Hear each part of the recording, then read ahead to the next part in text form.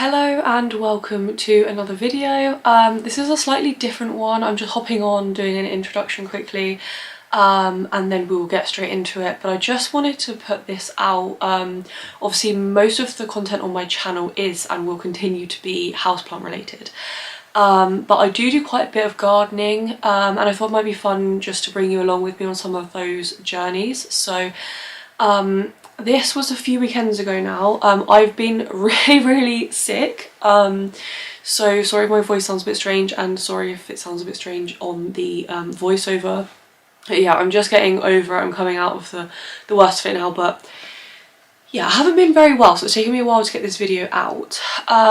So just to give you a bit of a backstory to what was going on, my husband is a tree surgeon and a forester, and he, I wouldn't say often, but occasionally is able to bring me home plants that would otherwise be going for disposal. So he had a customer a couple of weeks ago. They wanted him to take a whole load of trees out and then replant. So that's what he was doing. And while he was there was this other tree, and the customer just said, "It's never done anything, it hardly flowers, it doesn't grow, just get rid of it."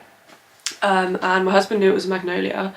I really love like flowering outdoor plants and trees. I'm not a massive fan of like colour in within the house. I quite like green plants, but outside I just want everything to be like every single colour, just everything going on.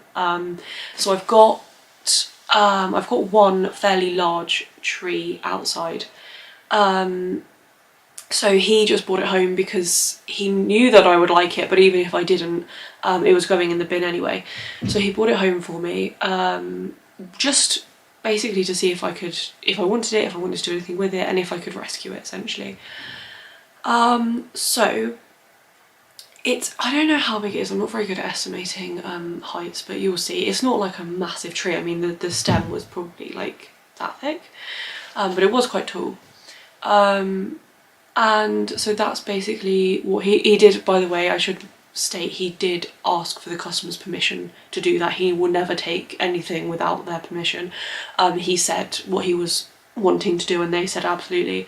And actually I find in that situation most customers are quite happy with that, because I think even if you're not a massive planty person, there is a little bit of I don't want to say guilt, I don't really know what the word is, but there's a little bit of like, you know, throwing plants in the bin is a little bit, I don't know, it doesn't sit right with me. I know it has to happen, but it's happened in the past, and when he's brought plants home for me that would otherwise be going in the bin, and the customer's been over the moon that someone's going to try again and try and give it a second home.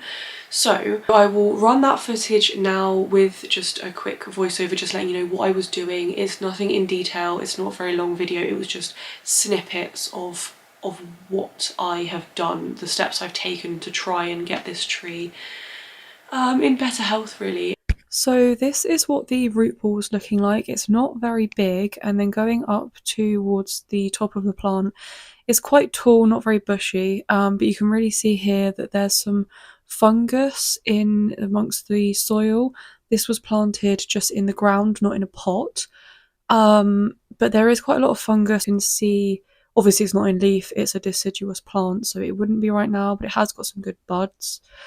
So I'm just trying to break up the roots and trying to get as much of that soil off as I can, as much of that fungus off as I can. You can see two types of soil here. I believe the difference there is just the compost that the plant was grown in the pot in the nursery, and then the other colour is the ground that it was planted into after that. And then I basically brought it over to the hose pipe. We are very lucky, we've got a soak away in the front garden, so I just put it on this so it's not going to block any drains up with all the soil that was coming off. But I just wanted to get as much of that soil off as I possibly could and have a good look at the root system. So once I'd done that, I brought it back over to the top and I had a closer look at the roots, and you can see that I did actually end up chopping some of them for various reasons. Some of them were broken and some of them just looked a bit rotten. So I thought I'm just going to chop back anything that doesn't look great to stop any risk of rotting. And then here I'm showing you just the crocks that I put in the bottom of the pot just to increase the drainage. Then the first layer of soil I did about a 50-50 mix with the compost and sand, again just to increase that drainage as much as possible. And then for this mix, which is going to be what I plant the actual root ball into, is just a slightly heavier on the compost. There's less sand. I just tend to layer it like that to make sure there's enough well draining soil at the bottom. And then this is me just potting up the tree. But yeah, pretty simple, just like a houseplant really, which is sort of what I normally film. But obviously just on a much bigger scale than any of my houseplants anyway. And then you can see that I am just tapping the pot down as much as possible, just to try and fill any air pockets that might be in there without pushing down, because you do want some oxygen in around the root system. You don't want to like stamp on it and really squash it in there, but you also don't want really big air pockets. So it is a bit of a difficult one. So that's why I just tend to, in this case I was kicking the pot. In a second, I tap it with the trowel just to make sure that there's no air pockets in there. One thing to note here, which is actually really important, and I think is a lot of the time people can actually get this quite wrong, is you do not want to plant plants too deep into the ground or into a pot. I see this a lot. People will put a plant's trunk or stem into a pot, potentially a couple of inches higher than it should be potted, and that can have really bad effects on a plant. It causes rot, and can basically end with the plant dying, if that rot gets in there too badly.